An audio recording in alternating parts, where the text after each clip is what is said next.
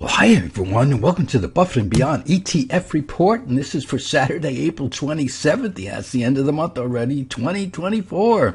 And we're going over the NASDAQ 100 top 12 stocks once again. We're taking some hedges off, and we're buying Microsoft with the money that we made on the hedges. And we're also looking at the tech ETF, and we're looking at the semiconductor ETF. So let's get going. And here we are, the technology ETF, and boy, what a difference a week makes. We had this technology ETF just rolling over for about a couple of months in here, went down, didn't see where it was going to stop, and then all of a sudden we had a couple of nice days in here. This indicator up here is giving us a buy signal, and this indicator down here is turning up, and once this black line crosses over the red line, then we have an intermediate term buy signal. And the way the market looks today, and I'm recording this on Friday afternoon, it looks pretty decent that we will do any changes that we're going to do on Monday. So let's take a look at the semiconductor, and here we are. Semiconductor looks even better, folks, because we have a nice bottom in here. It took off. This green line is a 20-day moving average. This line up here is a 50-day moving average, and you can see this semiconductor ETF is trying to break through this 50-day moving average. And down here, we just have that crossover, or it's starting to, I shouldn't say it crossed over. It's right there, folks. It's right there. The black line right on that red line. And if that crosses over a little bit, if we can get a little more oomph out of this market, that is a nice buy signal. We're in oversold territory with this indicator, and it looks like it wants to turn up. So boy, oh boy, hopefully by the end of the day that I'm recording this, that'll do that, or maybe Monday or Tuesday. Because don't forget, we're at the end of the month, and usually the end of the month, the beginning of the following month, we have a uptrending market because all that money has to be put to work. That goes into the IRAs, and that goes into the 401ks, which is a lot of money throughout the country.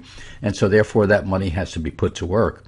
Now let's look at the S&P 500. We can see the same type of thing. We see this bullish divergence up here, which means we're making a higher low, where down here we made a lower low. In other words, this came down right in here. This was Thursday, and I'm going to show you more about Thursday, about how smart we thought we were and we weren't, but we're going to look at that. So this market came down to test on Thursday, this low over here, and then it took off, and that's why we have a higher low with this indicator when the market did go back down to test, and now it's taking off to the upside once again. Very, very nice move in here by the S&P 500. Now, when we look at the QQQs, which is one of our favorite ETFs, because the top stocks in the QQQs are doing very well, which we're going to see in a few minutes here.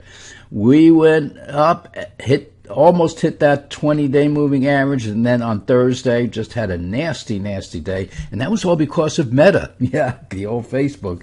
Meta just did not do well and did not get, well, actually it did very well.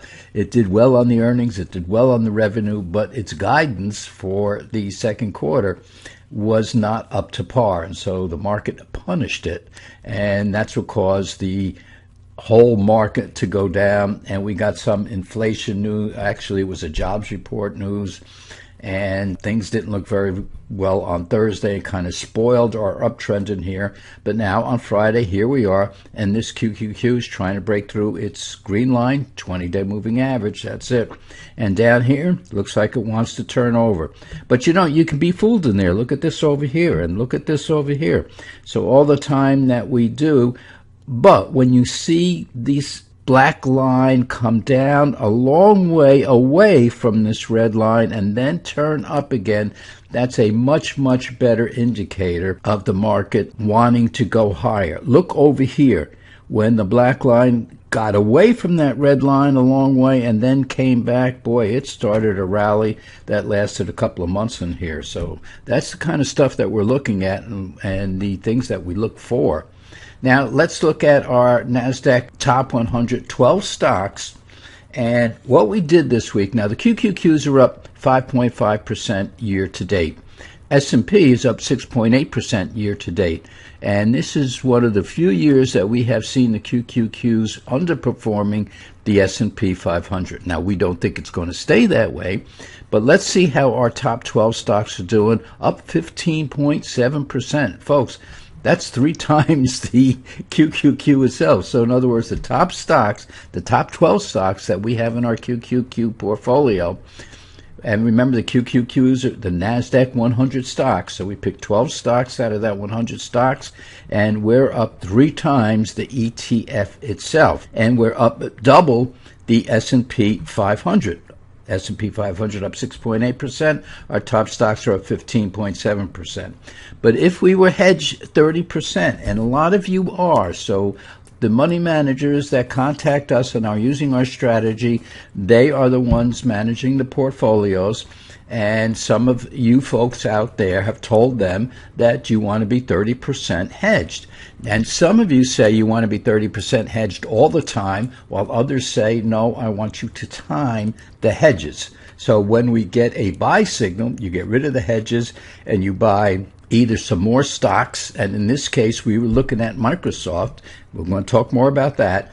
But if we were hedged 30%, we would still be up 10.7%, which is just about double the QQQs. So in other words, our 12 stocks, even being hedged about 30% of the portfolio, still doubling the ETF, the QQQ ETF itself, and almost doubling the S&P 500. So being 30% hedged, because these stocks are more volatile than the S&P as a whole. And so what we want to try to do is hedge so that we don't lose more than the S&P 500 when the S&P goes down, but we make more on the upside. So that is the theory behind this type of strategy, and it's working out very, very well. But let's look further. So right in here, we said, okay, now this is the other day, and we had a little buy signal, and we said, now is the time to get rid of some of our hedges and buy Microsoft. Well, we did it right about in here.